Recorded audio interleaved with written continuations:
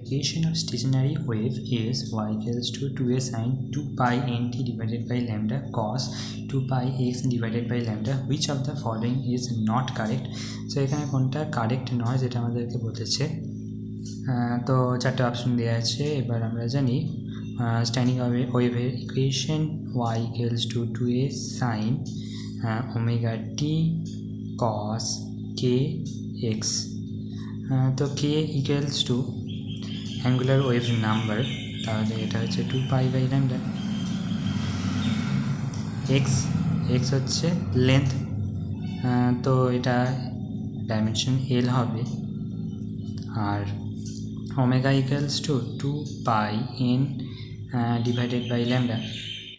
Omega হচ্ছে angular wave length,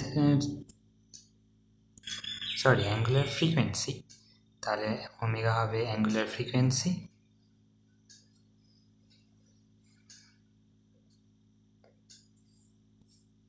so ওমেগার জায়গায় আমরা লিখব টি ইনভার্স। 2 পাইটা কনস্ট্যান্ট, তাহলে এটাকে নেগলেক্ট করে দিলে এন বাই ল্যামডা, এটার ডাইমেনশন হবে টি ইনভার্স। ল্যামডা হচ্ছে ওয়েভলেন্থ, তাহলে এন হবে এল টি ইনভার্স। তাহলে ডাইমেনশন অফ এক্স ইজ এল, এইটা তো ঠিক আছে, তাহলে এটা তো অপশান হবে না। ডাইমেনশন অফ এন টি যদি বলে তাহলে N T equals to L আসছে, তাহলে N T equals to L আসছে, তাহলে এটাও হবে না। Dimension of N is L T inverse, এটাও ঠিক আছে, তাহলে এটাও হবে না।